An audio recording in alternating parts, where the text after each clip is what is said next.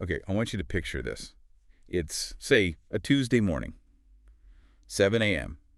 The alarm goes off, and you do what we all do. You grab your phone. Yeah, of course. You're half asleep. You just want to check the weather, maybe doom scroll TikTok for 5 minutes to wake up. You tap the icon, but the feed doesn't load. Instead, you get the login screen. That's weird. It's weird, right? You never log out. So you type your password. Incorrect password. Okay, maybe fat fingers. You try again. Incorrect password. And that's the moment right there. The stomach just drops. It does. And then the texts start coming in from your best friend, your mom, your boss, Yeah. all asking why you're messaging them about some guaranteed 10x crypto return at 4 in the morning. Oh, no. And it hits you. You aren't locked out. You're watching yourself running around the internet, destroying your reputation, and you're just stuck behind the glass. It's like the digital version of coming home and finding someone on your couch wearing your clothes, and they have the keys, so the police ask you to leave. That is a deeply terrifying image. Yeah. And it's the reality we are diving into today. This is the WeCyberYou Unlocked podcast. And we are unpacking a really comprehensive report from the team at WeCyberYou. It's called the Account Takeover Attack. It is. And it's a heavy read. I mean, the WeCyberYou team put together so much data that it really shifts your thinking from, oh, this is a tech problem, to, no, this is an organized crime industry. That's the key takeaway. So today, we're going to explore what account takeover, or ATO, actually is. Right. And also why it's just exploding right now. Yeah. The mission here, based on the source material, isn't just to scare everyone. It's to, understand the mechanics of the crime so we can actually lock the doors properly. Exactly. And we have to get rid of the movie myth first. You know, when people hear hacked, they picture some guy in a hoodie typing green code. The whole Mission Impossible thing. Yeah. But the reality of account takeover is much more, I don't know, bureaucratic. It's automated. It's industrial scale. So let's start with that definition. What is an account takeover? Is it just someone getting my password? It's a bit bigger than just that. The article defines it as a type of identity theft where someone gets unauthorized access to an account, social media, email, banking, whatever. Okay. And this is the crucial part. They make unauthorized changes. They aren't just looking. They're moving in. They're putting on the skin of the victim. And the WeCyberYou report highlights that the value of these accounts has changed, right? It's totally shifted. I mean, 10 years ago, a hacker wanted your credit card number. Now, they want your Instagram handle. They want your Gmail. Because those are the keys to the entire kingdom. Everything else, yeah. Which brings us to the how. The article breaks down the methods, and some of these they're really clever. We have to talk about phishing first, but I feel like people's eyes glaze over when they hear that word. They do. Everyone thinks of those old Nigerian prince emails, which is, a really dangerous assumption to make. Because it's not like that anymore. Not at all. The report stresses how context-aware modern phishing is. It's not a random email. It's a DM on Instagram that looks exactly like a copyright notice from Instagram support. It uses the platform's own language against you. Or a message from a brand you actually follow, offering a cool collaboration. Precisely. It preys on desire and ambition, not just fear. They know creators want that blue check mark, so they'll send out thousands of fake yet verified links. And once you click, you're basically handing over the keys yourself. But what about when you haven't clicked on anything? The section on credential stuffing was, well, that felt like the industrial part you mentioned. This is all about economics. We have to talk about something called combo lists. So when some website gets breached, like a random fitness app you used back in 2018, those usernames and passwords get dumped onto the dark web. And hackers just buy these huge lists. They buy them by the pound, basically. But so what? They have my login for an old fitness app I don't even use. Who cares? You don't care, but the bots do.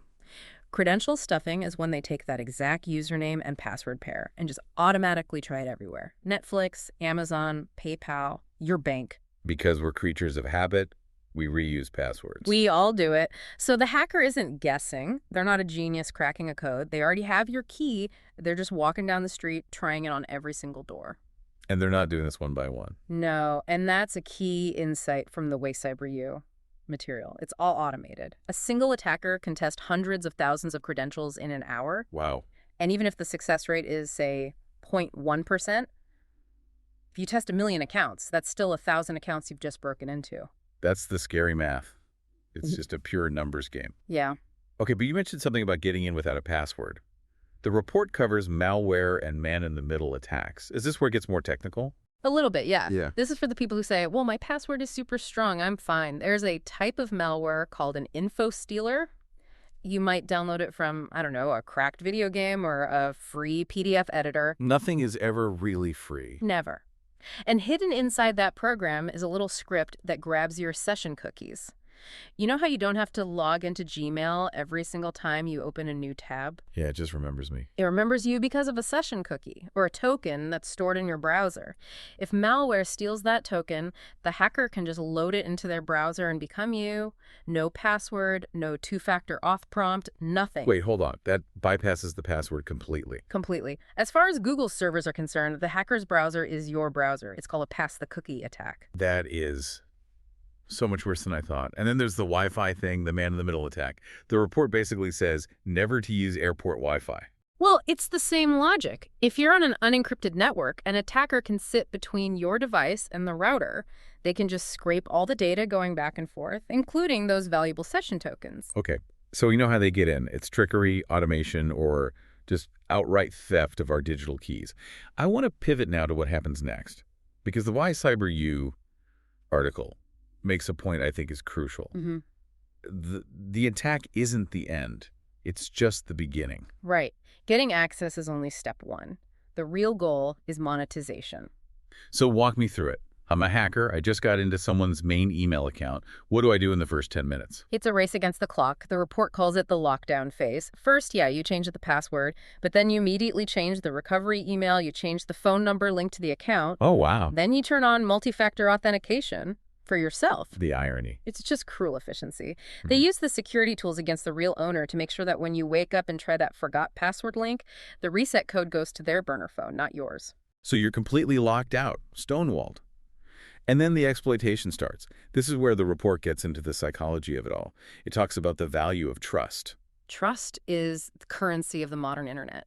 I mean, if I make a brand new account called Scammer123 and message your friends asking for money, what happens? They block you instantly. Instantly. But if I message them from your account, an account with years of history, photos, inside jokes, that request feels real. It has weight. It's weaponizing friendship. That's a perfect way to put it. And you see it everywhere. From the, hey, I'm stuck abroad, can you send me money?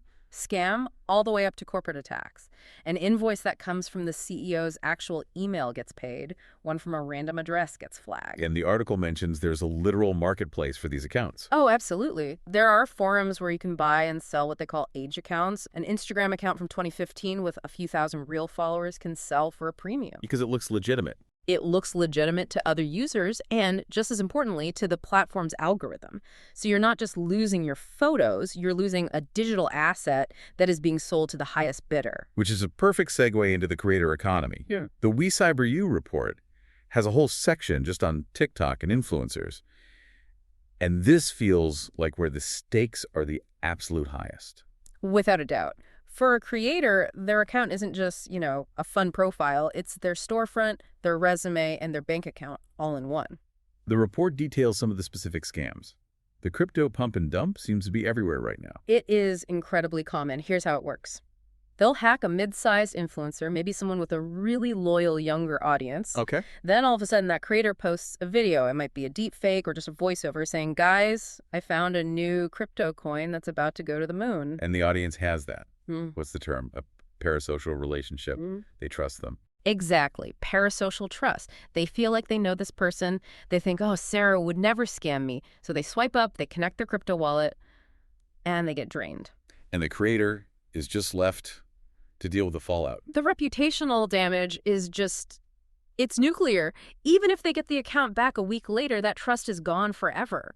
How do you apologize to thousands of people who lost their savings because of a link you posted? You can't. It could be a career-ending event. The article calls high follower accounts loaded weapons. It's a great metaphor. The more influence you have, the more damage a hijacker can cause in that first hour. And we need to talk about valuation. The WeCyberYou analysis shows accounts are priced based on engagement. A hacked account with 100,000 engaged followers can be sold for thousands of dollars to scam rings. Because the return on investment for this scam is so high. It's pure arbitrage. They buy the account for, say, $2,000, run a scam that nets $20,000, and then they just burn the account and move on. That is sufficiently dystopian. Okay, let's try to turn the ship around. Let's talk defense. Mm-hmm. The WeCyberYou source material has an expert prevention checklist, and I want to go through it, but realistically, we know people are, a little lazy. Laughs. The path of least resistance is just human nature. It is. So let's start with detection. How do you know this is happening before you're locked out? What are the subtle signs? Okay, so a big one is checking your activity logs. The report mentions looking for active sessions or login activity in your account settings. If you see a login from a device you don't own or from a city you've never visited, that's a huge red flag. What about weird algorithm stuff? That's a really smart under-the-radar one. If your TikTok For You page or your YouTube recommendations suddenly change, like you're getting all these crypto videos or content in another language, it might mean someone else is using your account. Oh, that's creepy. They're training your algorithm for you. Exactly. And also, just listen to your friends. If someone DMs you saying, hey, this link you sent is weird, don't just ignore it. Okay, prevention. The big one, multi-factor authentication, MFA. The article calls this a critical step, but I want to push back a bit. Is all MFA the same? That is a great question, and the answer is a hard no.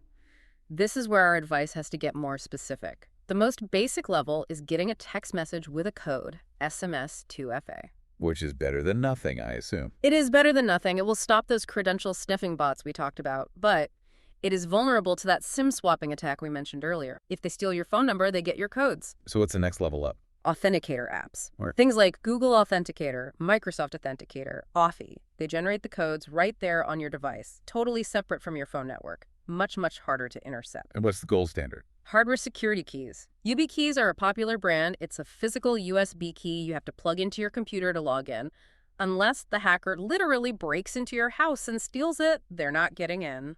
So for creators, or anyone with important stuff tied to their email, it should be an app or a hardware key. 100%. Relying on SMS for high-value accounts in this day and age is just too risky. Okay, passwords. Again, we know we need unique passwords to stop that domino effect. But I have like 150 online accounts. I cannot physically remember 150 different complex passwords. And you shouldn't even try. That's the friction point. If you try to remember them all, you'll fail and go back to using password 123. The only real solution is a password manager. The report is very clear on this. It has to be. A password manager creates and remembers those insane 20-character passwords for every single site. All you have to do is remember one. Very strong master password. It completely neutralizes the credential stuffing threat. What about this digital hygiene section? The article talks about third-party apps. Right, so think about all those silly quizzes. Which Disney character are you? When you use login with Google or login with Facebook for those things, you're giving them a key, a token to access parts of your data. And if that random quiz app gets hacked, the hackers could find a back door into your main account. The recommendation from WeCyberYou is simple. Go into your security settings and audit your connected apps list. If you don't recognize it or don't use it anymore, revoke its access. Just clean house. It really sounds like we need to treat our digital security like, I don't know, dental hygiene. It's kind of annoying. You have to do it regularly, but the alternative is the root canal. That is a painfully accurate analogy. So to wrap this up, I want to circle back to the mission of this WeCyberYou Unlocked podcast. We've hit the mechanics, the money, the defense. But what really stuck with me is this whole idea of identity. It's the absolute core of the problem. We spend so much of our lives building these digital personas. They hold our memories, our professional networks, our credibility. And yet we often treat the security for them like an afterthought. I mean, people put better locks on their gym lockers than they do on their primary email account. That's the disconnect, isn't it? We value the asset, but we don't value protecting the asset. And I think what the WeCyberYou report is really doing is calling on us to align those two things. If your digital life is valuable, and it is, then protect it like you protect your actual home. Absolutely. So if you're listening right now and you're feeling a little freaked out, good. Use that energy. Go set up an authenticator app. Go get a password manager. Don't wait until you see that incorrect password screen. A huge thank you to the team at WeCyberYou for providing all the research and the source material for this deep dive. It's really crucial information. It really is. And if you want to go deeper, or you just need to send a simple guide to that friend who still uses 1, 2, 3, 4, 5, 6 for everything, please visit WeCyberYou.com. They have a ton of great educational content just like this. You should definitely follow their channel. Again, that's WeCyberYou.com. Knowledge is the one security patch that never expires. I like that.